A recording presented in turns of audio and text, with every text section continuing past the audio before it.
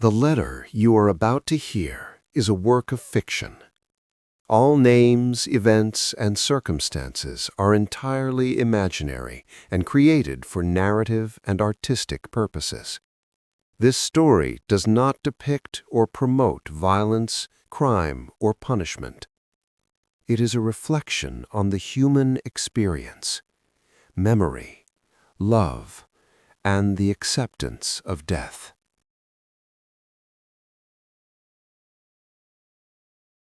This letter is for someone who will never know my voice. That is a strange place to begin. Writing to a life that will continue without ever intersecting mine. But it feels important to say it clearly at the start, so there is no confusion about what this is. I am not writing to be remembered. I am not writing to be forgiven. I am writing because acknowledging your existence feels like the last honest thing I can do.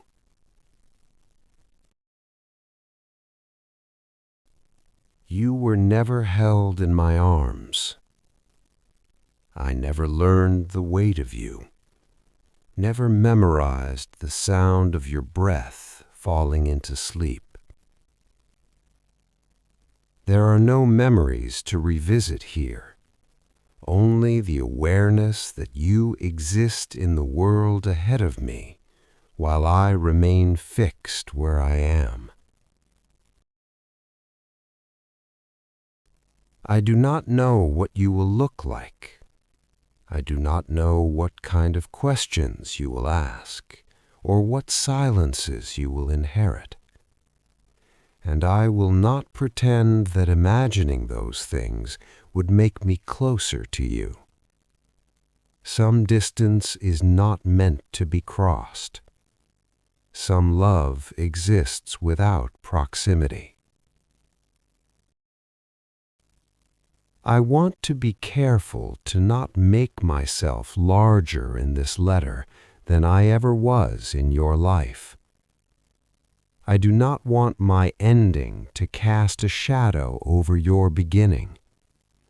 So let me say this plainly. You owe me nothing. Not curiosity, not understanding, not grief. Your life does not need to carry the weight of my absence. Absence does not need to be explained. It only needs to be accepted. I used to think that legacy was something a person left behind, something shaped deliberately, a final mark meant to last. I no longer believe that. Legacy is too heavy a word for something so uncontrollable. People carry what they choose to carry, nothing more. If my existence never enters your thoughts, that is not a loss. That is a freedom. And freedom is a better inheritance than memory. There are things I could say about the world, warnings I could offer, advice I could shape carefully and imagine being useful. But advice assumes proximity. It assumes a shared space, and we do not have that. So instead, I will leave you with no instruction, only permission. Permission to become who you become without reference to me. Permission to live without explanation.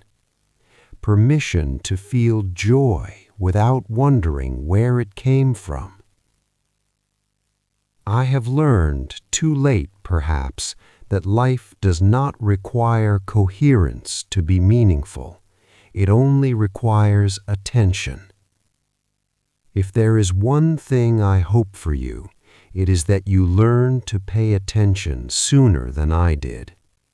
Not to success, not to approval, but to the quiet discomfort that signals something true is asking to be seen.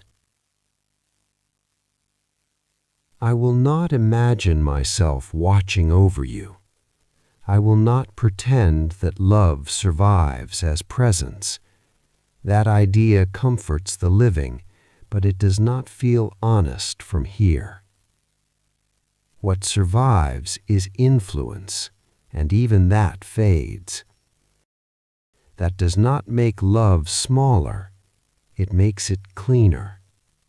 Love does not need permanence to have been real.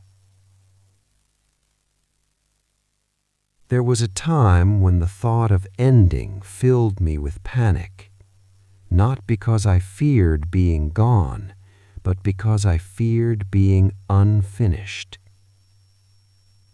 I see now that unfinished is simply another word for human. No life concludes cleanly. No story closes every thread. You do not need me to resolve anything for you. You do not need answers from me. The world will give you enough questions on its own. I am not sad as I write this. There is grief here, yes, but it is quiet and contained. It does not demand to be heard. Grief does not always mean loss. Sometimes it means recognition. Recognition of what will never meet, and acceptance of that truth. If you ever wonder about the people who came before you, I hope you understand this.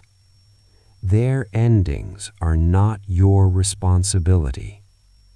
You are not here to repair anything. You are not here to continue anything. You are here to live.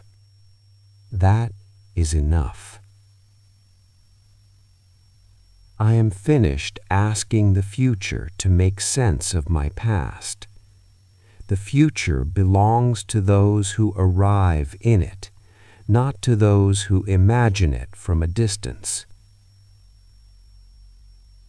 This letter will not follow you. It will not wait for you. It will remain here where it belongs.